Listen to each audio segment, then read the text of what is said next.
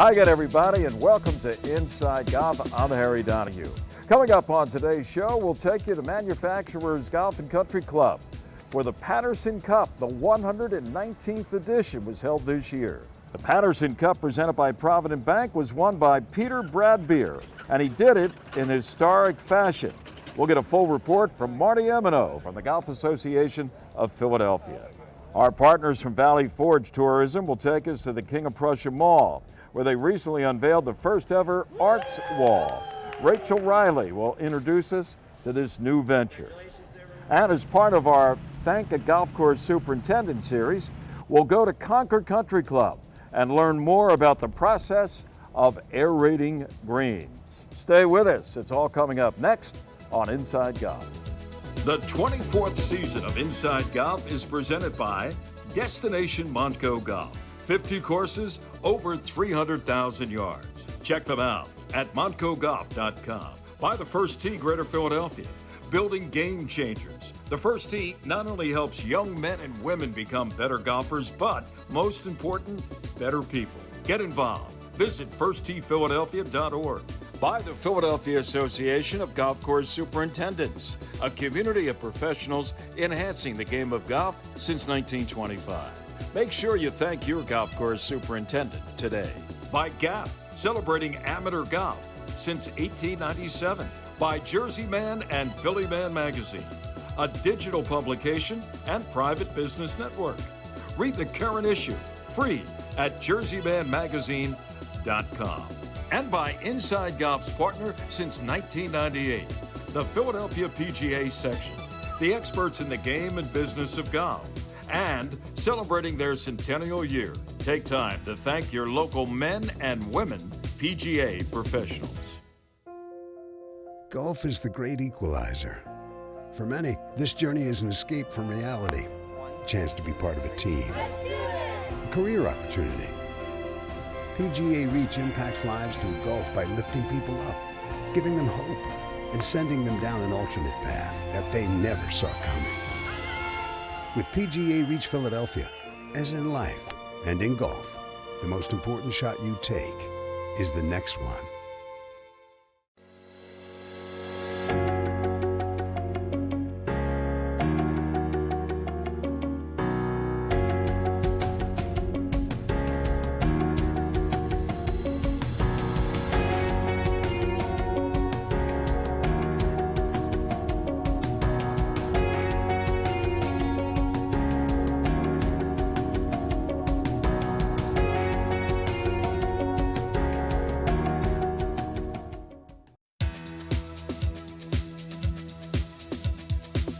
Welcome back to Inside Golf. Well, this year, GAP, the Golf Association of Philadelphia, held its annual Patterson Cup. It's been going on now for 119 years.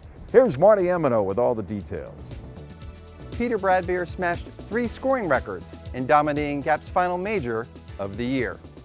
The 23-year-old Marion member established a new event Patterson Cup scoring record of 12 under par for the 36 holes. A remarkable feat, considering the association's Stroke Play Championship is GAP's second oldest tournament at 119 years old. The previous mark, 10 under par, held by Brandon Matthews. Bradbeer also established a new manufacturer's course record, site of the Patterson Cup, when the 18th upper green is used by recording a final round 8 under 64. And finally, his victorious 72-hole Silver Cross total of 17 under par 268 eclipsed the previous low mark of 275 held by Jeff Osberg from 2015. Oh, and the Silver Cross? That's 115 years old. For a fantastic summer. You guys had a wonderful wonderful showing here. Manufacturers, I'd like to thank everybody, and to win the Patterson Cup twice is just an honor. So I will wear it with pride, and thank you, everybody. Bradbeer, who won the 2017 Patterson Cup at Wilmington Country Club, is the 23rd individual to win 2 or more titles. He entered the final 18 holes, 2 strokes behind first-round co-leaders Andrew Keeling and Michael O'Brien. 9 holes into the final round, Brad Beer had already established himself atop the leaderboard with an early birdie and an eagle on number 9. Another eagle 3 holes later on number 12 started the unofficial coronation. Tallamore's Patrick Sheehan did his best to stay close, but could not get the ball to drop late and finish second. Sheehan actually tied Michael R. Brown Jr. of Lulu Country Club, but the following day, Brown disqualified himself over a potential rules infraction. Brown believed he inadvertently moved his ball in play before executing a chip shot on the bank of the 18th hole. Having failed to replace his ball, Brown therefore played from the wrong place and subsequently signed for a lower score than he recorded. He was disqualified. Brad Beer secured the win with 3 more birdie circles, including this clincher on number 18. That amounted to a 5-shot victory. I played really well today, and sometimes the ball just goes in the hole when you don't think it's going to go in. So that's my competitive low by 2 shots. I've shot 65 before, but 64 that's definitely number 1 right now for me. So I'm just ecstatic to be the 2021 Patterson Cup champion. How good was Brad Beer? His final round scorecard included 9 threes and 2 eagles. He played the par 5s in 6 under. And for the week, Brad Beer had 11 birdies, the aforementioned 2 eagles, and just 3 bogeys. As previously mentioned, the Patterson victory was his second. It's incredible. The names on this trophy are just unbelievable. So to win it twice, I'm just, I'm honored. But it just reaffirms me that, I know I can play this game and I can play it very well. So, going on into the future, I think, it just gives me a lot of confidence.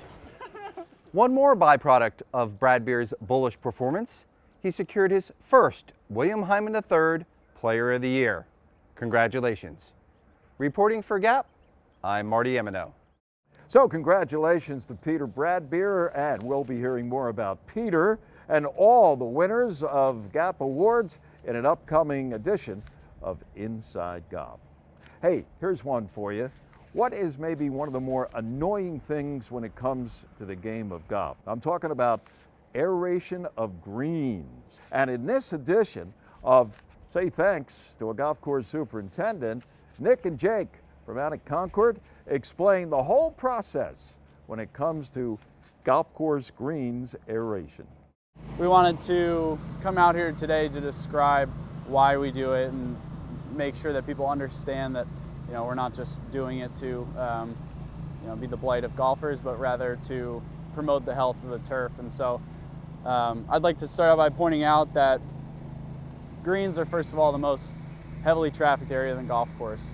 And by aerating, we're removing that compacted soil and replacing it with a less compact sand. And so we are alleviating some of that compaction and allowing the turf to breathe, as well as modifying the soil. So this is one of our newer greens, but for the most part on this golf course, we have original 1920s William Flynn greens that were all push-ups where they would dig out the greenside bunker, flip the soil up, and mound up the green. And so a lot of our greens are simply native Pennsylvania soil, which can be really heavy in clay and rock. And so by removing some of that material, filling it with sand and top dressing with sand, we can actually amend the profile so that we have a sandier, drier, firmer mix, which will create a nice smooth ball roll and keep the greens healthy throughout the summer. Man, I love aeration. This is the best time of the year. Oh, this is my favorite. Like Nick said, aeration is something that we have to do. Unfortunately, it is a necessary evil. Nobody loves it, but it's something we have to do.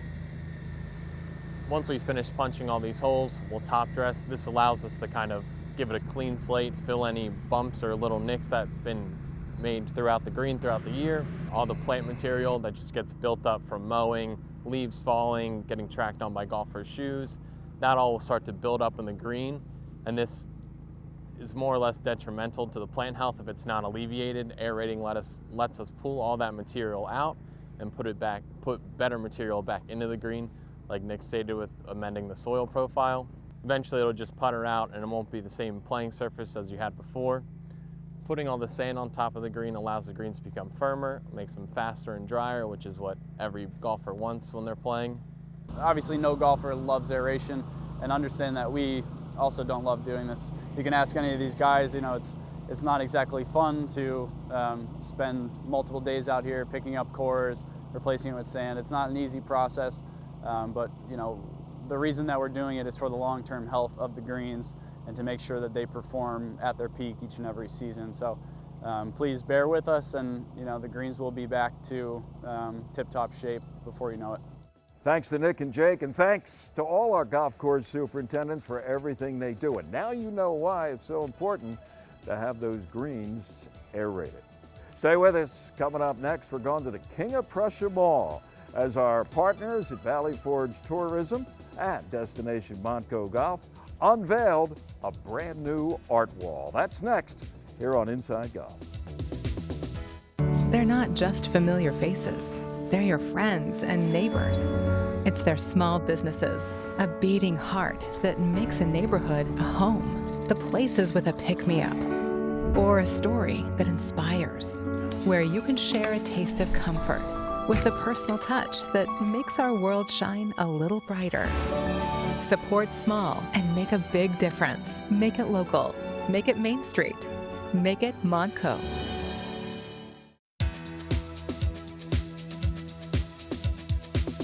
Welcome back to Inside Golf. Recently, one of our partners, a longtime partner, Valley Forge Tourism and Destination Montco Golf, unveiled something new at the King of Prussia Mall. 2 words, an art wall. And here to tell us about it is Rachel Riley. The Valley Forge Tourism and Convention Board and the King of Prussia Mall recently unveiled the first ever arts wall at one of the most iconic shopping destinations in the country as a way to showcase local artists in Montgomery County.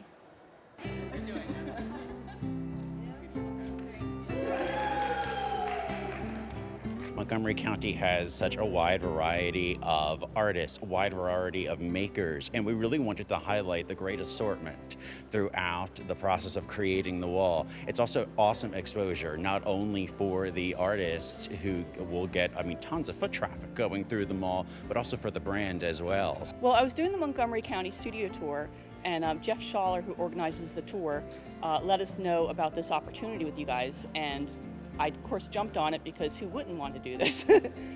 I doubt my work, the chance to be in front of so many people is, kind of rare. This was a great opportunity, and to have somebody say, hey, put your art up in the King of Prussia Mall, that was exciting.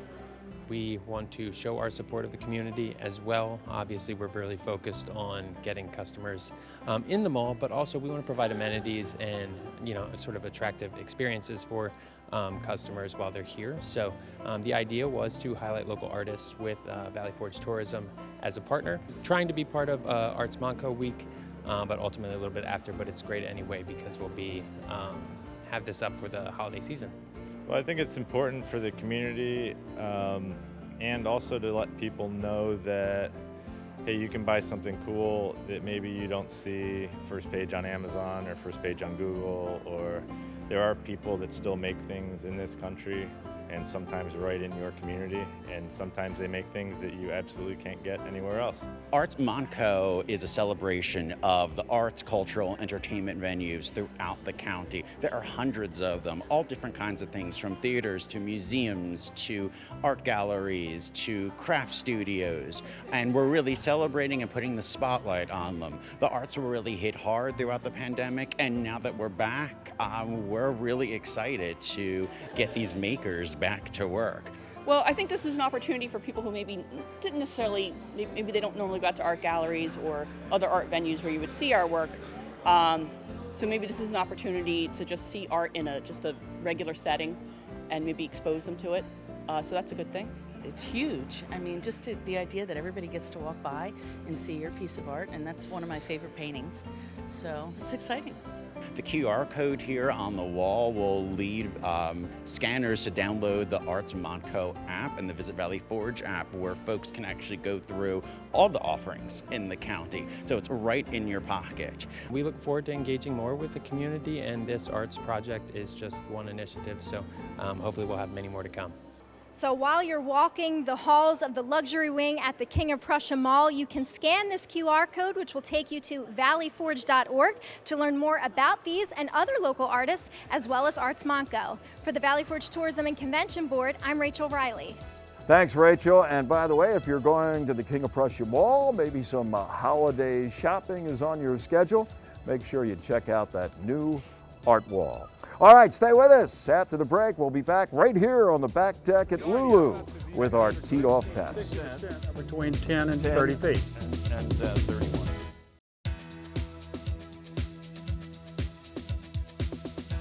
And welcome back. Inside Golf continues now with my teed-off panel. Our teed-off panel here at Inside Golf. We're at Lulu Country Club in Upper Dublin.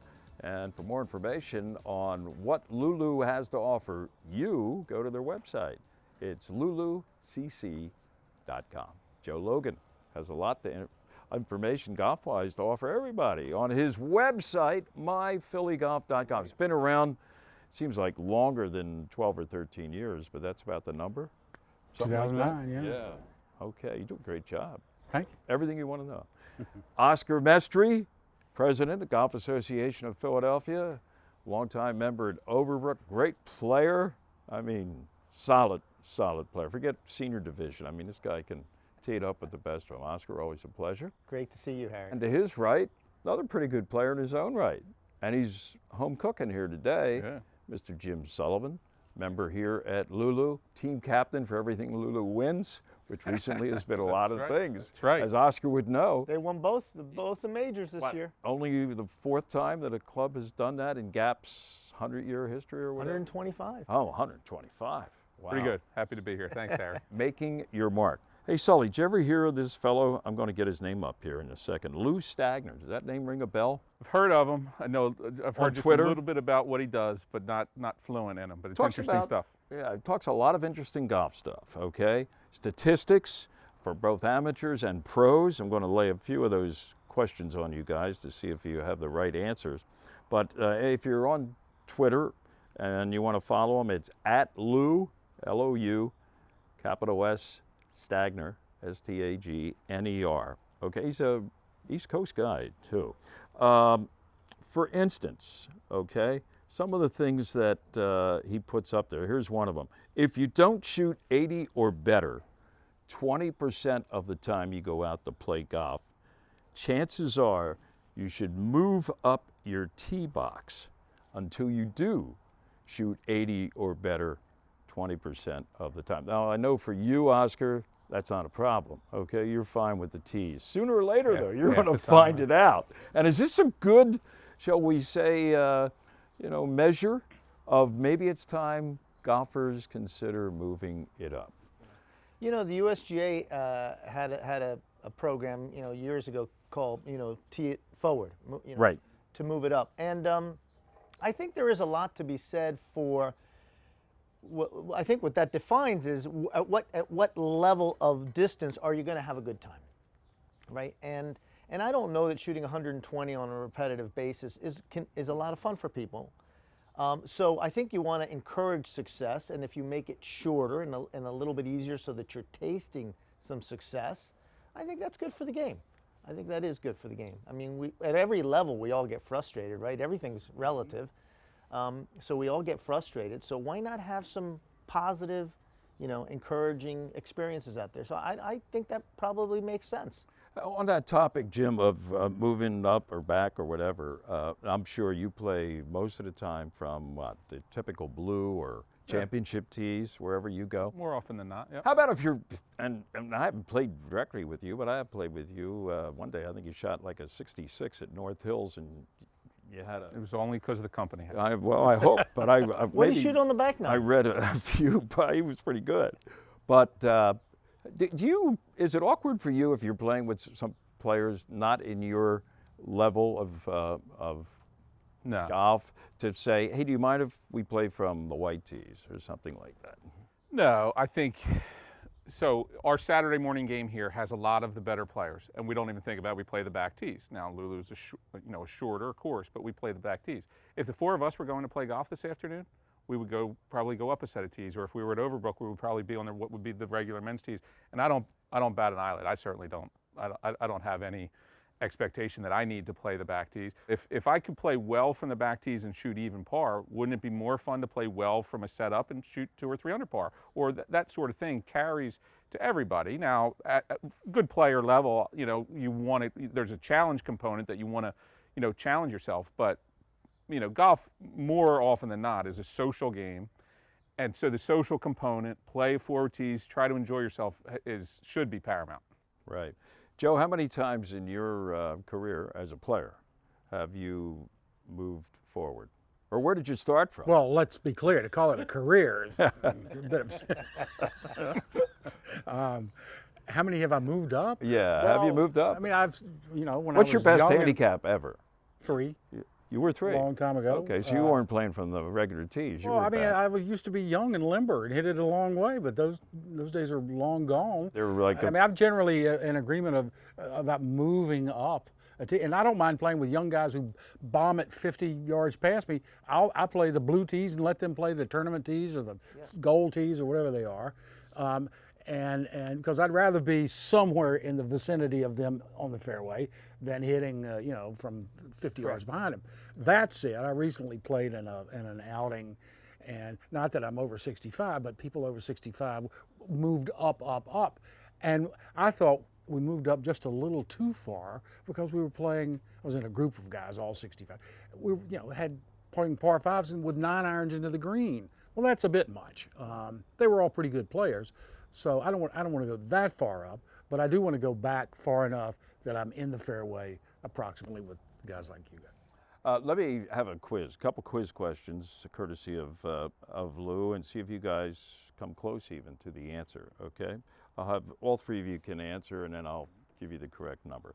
Okay, from 125 yards out on a fairway lie, what percentage of tour players get it inside 10 feet on that shot? 125. 125 out. Tour Inside players, 10 feet. fairway lie, not in the rough, inside 10 feet or in. What percentage? 45%. 45. Joe? I know because it was in that memo you sent. Oh, okay. 21%. He doesn't read his memo. Okay, then don't answer. Oh. Sully, let's put it this way. I'll give the answer. Spoiler alert. Spoiler alert. If you say anything other than 21. 94%. 94%? I only read part of your email. email. The answer is 21%. My apologies. 21%. That is shocking, I would think. Were you surprised? I was a little surprised. But, that's not bad. I mean, well, I guess once again we come back to what are your expectations? So why beat yourself up if you're a 18 handicapper and you're not getting it 10 feet or in, more than 20% of the time? Because guess what? You got a lot of company among some pretty competitive players, right? Amongst the tour players. Okay, here's another one. Okay, same type of question. Once again, fairway lie. What percentage of players, or what is the percentage of times that they get it outside 31 feet from 125 Will yards? it make us look better or worse to have Joe go first or last? No, you go first. I'm not saying a word. You go. Outside so this is a 125-yard shot, fairway. Same shot outside of 31 feet out. What percentage of the time does that happen? 5%, 10% of the time. Small, single digits. I'm going with 10%. You know the answer. In the 20s. It's 21%. It's the same as get it 10 feet or in. Wow, that seems high, huh? Yeah. Which means the vast majority of them. These guys are good 60% are between 10 and 30 feet. And 31 feet. Yeah.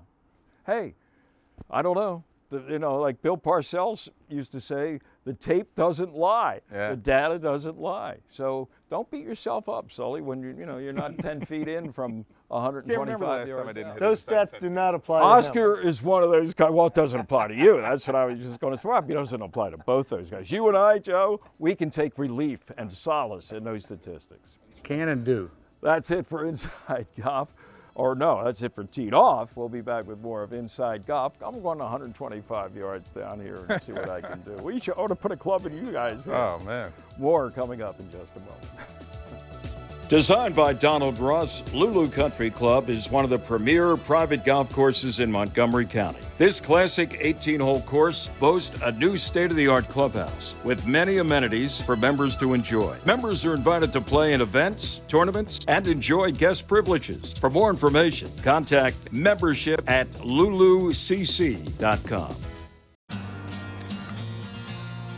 I got you, don't worry. I've started guidance.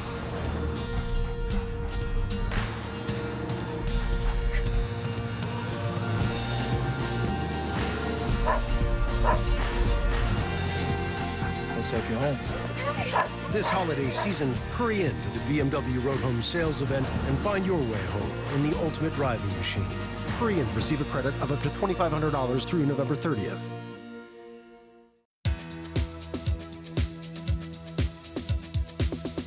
That's going to do it for this week's edition of Inside Golf. Among other things coming up on future shows will be a look at the 100th anniversary of the Philadelphia section of the PGA's annual PGA Pro-Am, and they held it recently at Saucon Valley. I'm Harry Donahue, and remember, no matter how bad it's going for you out there, don't pick up. We'll see you next week on Inside Golf. The 24th season of Inside Golf is presented by Destination Montco Golf. 50 courses, over 300,000 yards. Check them out at montcogolf.com. By the First Tee, Greater Philadelphia. Building game changers. The First Tee not only helps young men and women become better golfers, but most important, better people. Get involved. Visit firstteephiladelphia.org. By the Philadelphia Association of Golf Course Superintendents, a community of professionals enhancing the game of golf since 1925. Make sure you thank your golf course superintendent today. By Gap, celebrating amateur golf since 1897. By Jersey Man and Philly Man Magazine, a digital publication and private business network. Read the current issue free at jerseymanmagazine.com. And by Inside Golf's partner since 1998, the Philadelphia PGA section, the experts in the game and business of golf, and celebrating their centennial year. Take time to thank your local men and women PGA professionals.